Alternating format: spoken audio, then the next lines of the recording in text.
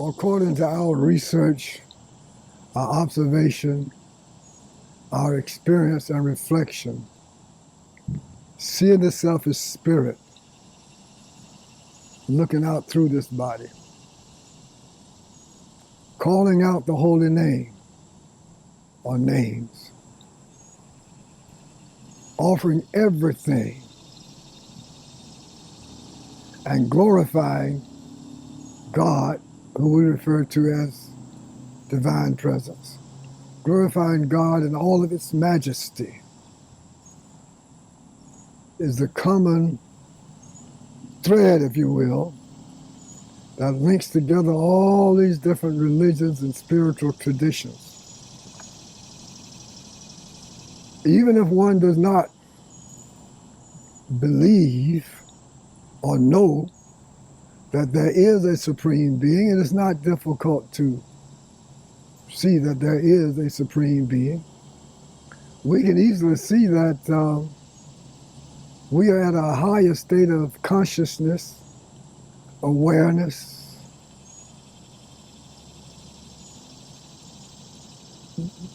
and mentality, along with intelligence or intellect, than we were earlier in this lifetime.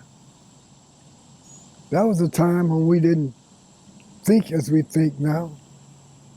That was a time when we didn't intellectualize about various things as we do now. That was a time when we weren't as conscious as we were now. So who's to say that there's not more awareness to be had, more consciousness to be had, the more intelligence to be had, the more mental awakeness to be had? Surely there is. So we say that pervading all these different levels of awareness and consciousness and mentality and intellect, there is divine presence. Divine presence is this which is always here, immutable, indestructible, unalterable, ever present, unchangeable, always here. This we declare is presence, and its source is divine presence. Sure, I am this presence in this particular material manifestation. However, divine presence is the source of the presence in all sentient beings, sentient and insentient beings. This divine presence is here. It is here right now. This divine presence is what some might refer to as the kingdom of God. So the kingdom of God is at hand. It's here right now. We also know from our experience that heaven and hell are both at hand. When we absorb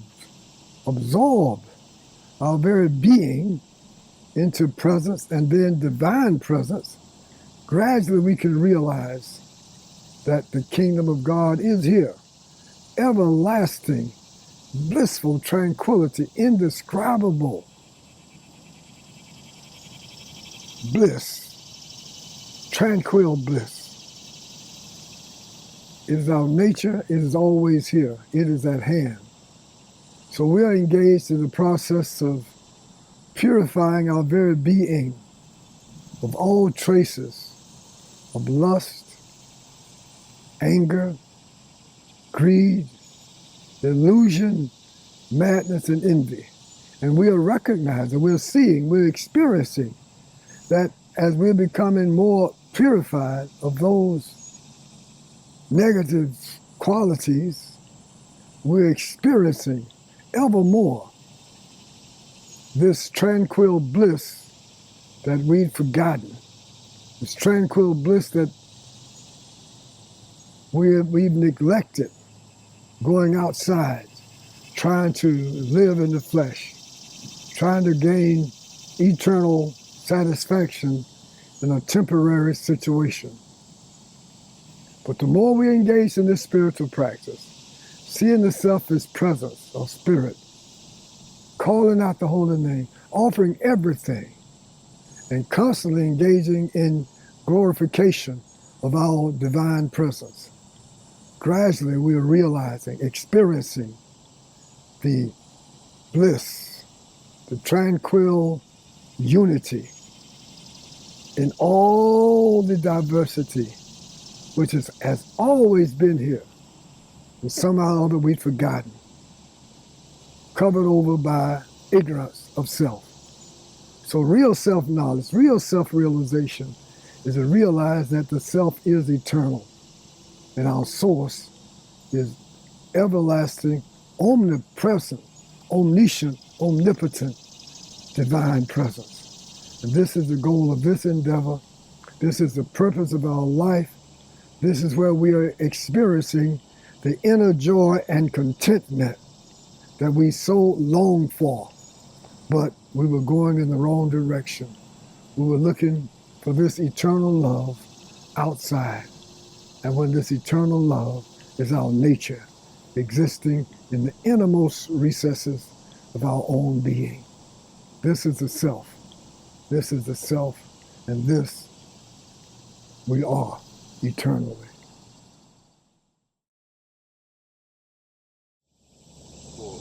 Well, this realization you refer to as awareness, this realization is exposed, if you will, uncovered, if you will, the more we are purified. It's like this diamond is here, but it's covered with various degrees of ignorance, which we can equate to as a precious gem, a shining, sparkling gem covered with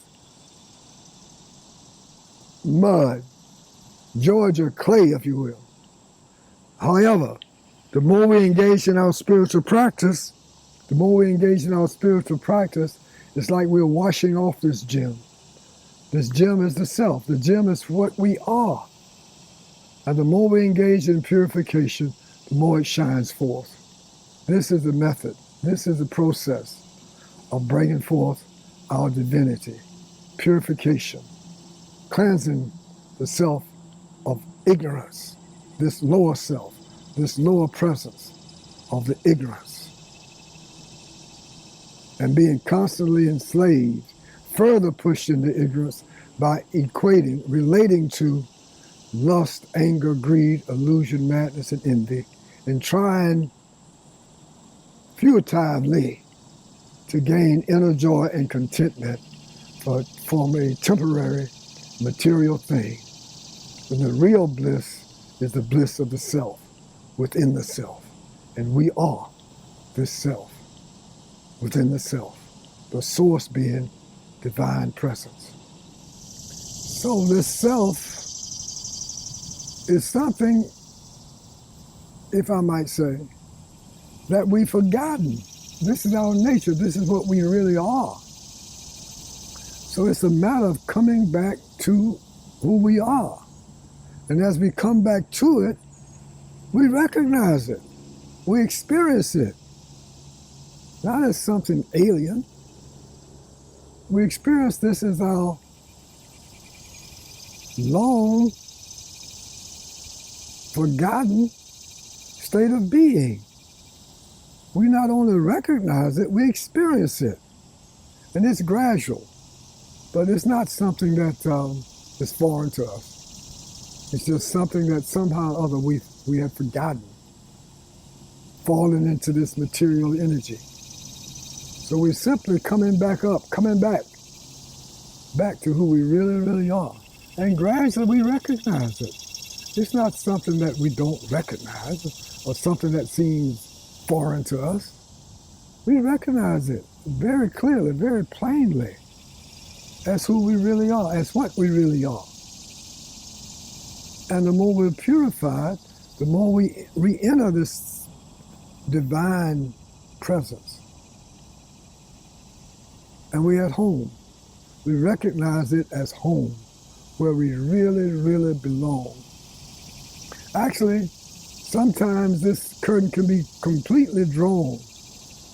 And when we look back over at the material world that we were trying to make real, it seems completely unreal, unbelievable that we could even consider that as being a place of refuge and strength, a place of home.